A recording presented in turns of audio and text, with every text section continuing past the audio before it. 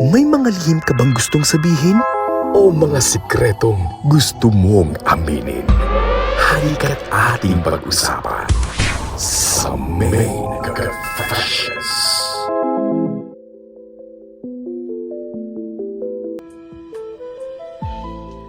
Dear DJ Main, magandang gabi sa inyo at sa lahat na nakikinig sa programang Main Event.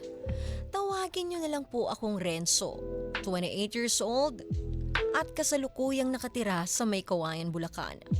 Single po ako ngayon dahil takot na akong umibig. Kahihiyan ang nangyari sa huling relasyong pinasok ko. At dahil sa nangyari, naapektuhan ang buong pagkatao ko. Ambisyoso ako dati, DJ Main. At talagang pag may gusto akong gawin, kinagalingan ko. Pero bigla kasing nawala ang ganoong katangian ko. Matapos kong maranasan ang isang kahihiyan na pangyayari sa pinaka-espesyal na tao.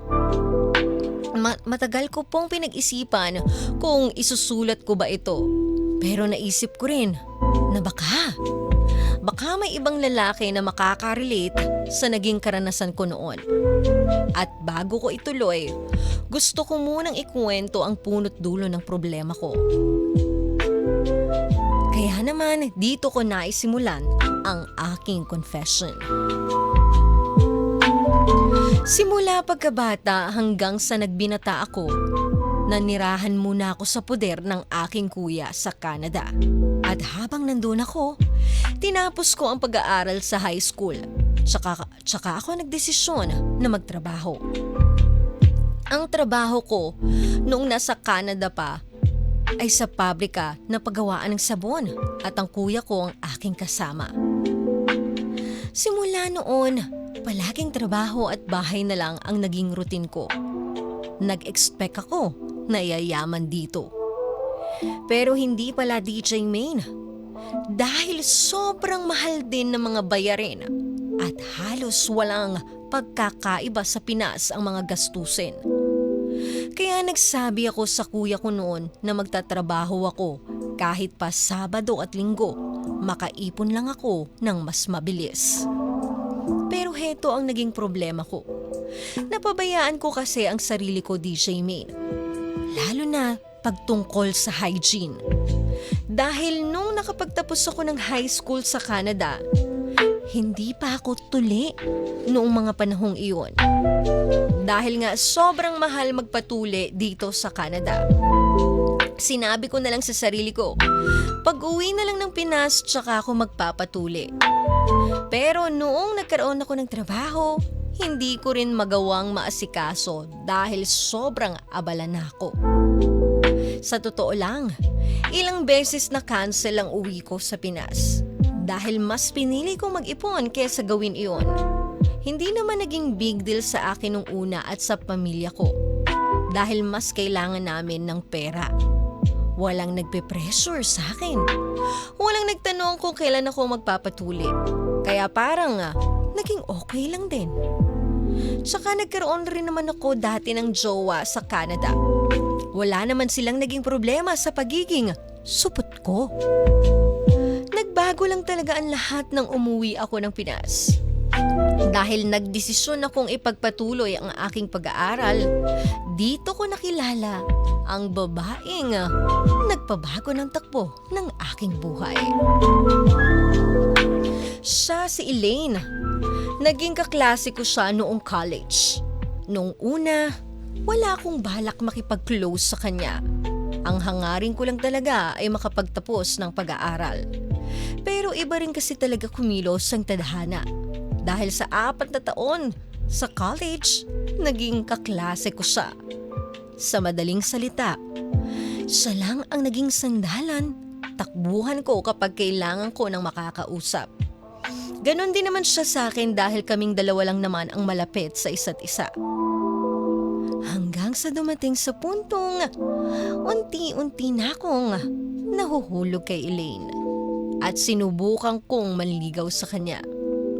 Kaya nga noong nakapagtapos kami ng pag-aaral, dito ako nagpasya na manligaw sa kanya.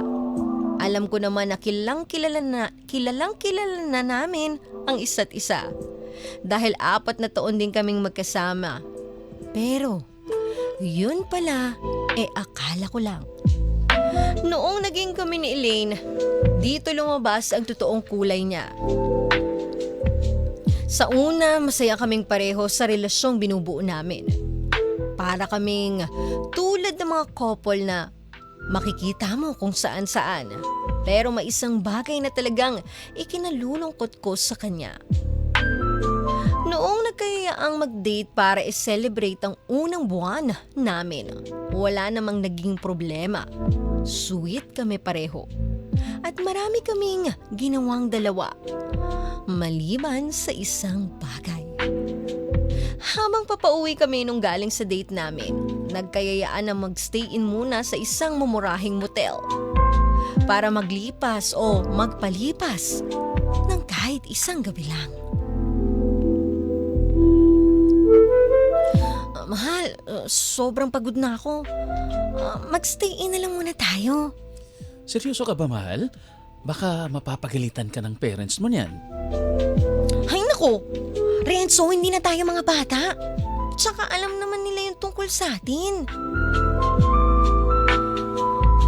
Matapos ang konting usapan, nag-book na kami ng kwarto. At imbis na magpahinga at matulog, iba ang nangyari.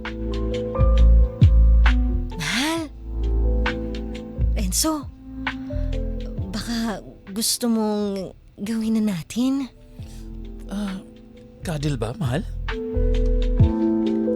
Tumango na lang siya sa akin.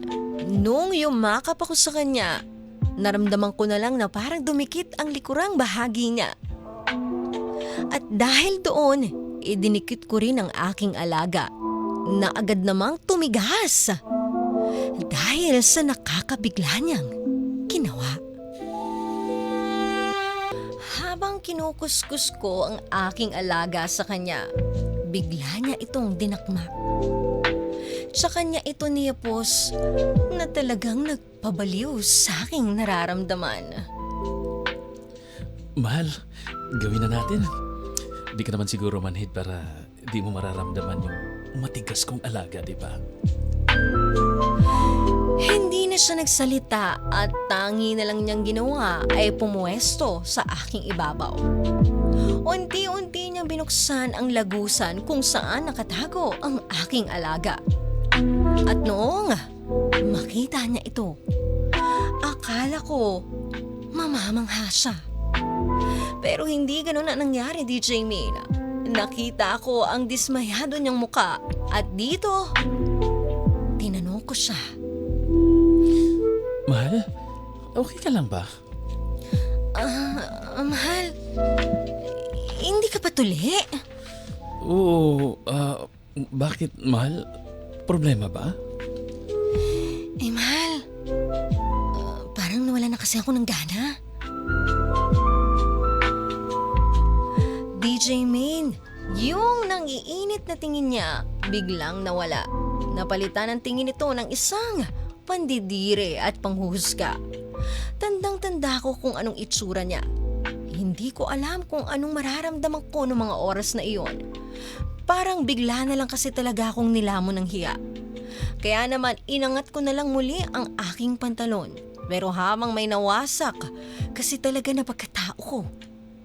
Yung mga salita niya, tumatak yun sa utak ko. Kalaunan, humingi rin naman siya ng pasensya. Pero kahit na sinubukan niyang pagaanin ang nararamdaman ko, hindi na talaga mawala sa isip ko ang mga nangyari. Hindi nagtagal, naging mas madalas kaming mag-away sa maliliit na bagay. Hindi na rin kami ganun ka-sweet sa isa't isa. Hanggang sa naghiwalay na lang kami ni Elaine. Para sa akin, hindi ako nanghihinayang sa relasyon naming dalawa. Dahil kung tutuusin, mas naiinis ako sa sugat na iniwan niya. Akala ko kilalang kilala ko na siya, pero nagkamali ako. Sobra akong nawala ng pag-asa noong mga panahon na iyon. Dahil parang doon nag-umpisa ang lahat ng trauma ko sa mga babae. unti-unti akong naging mailap. Kaya kahit 28 na ako, single pa rin ako. Dahil natatakot akong magkaroon ng relasyon.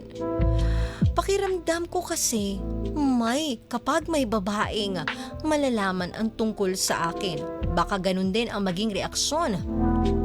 Kaya nga po pinaplano ko na lang bumalik ulit sa Canada kung saan ako nasanay mabuhay na walang pangungutya sa panlabas na anyo.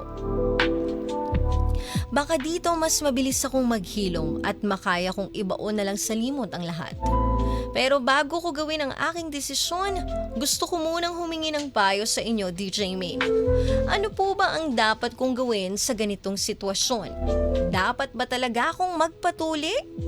Para lang masatisfy ko ang kailangan ng taong mahal ko sa hinaharap? O dapat ko na lang tanggapin ang sarili ko at huwag nang magpaapekto sa mga nangyayari noon? Aminado po ako na nahihiya akong magpatuli sa edad ko ngayon. Natatakot ako na baka pagtawanan lang ako ng mga tao kapag nalaman nilang sa ganitong edad, hindi pa ako tuli. Kaya DJ Main, umaasa ako na mabibigyan ninyo ng payo ang aking problema. Paano ko ba maibabalik ang kumpiyansa sa sarili? Paano ko haharapin ang takot na magka-jowang muli? Hanggang dito na lamang po. Maraming salamat from the soul of my Kawayan, Bulacan. Minsan, may mga gabing akala natin doon magsisimula ang forever. Pero doon lang pala matatapos ang lahat. Para sa mga alaala ng isang gabing hindi makakalimutan.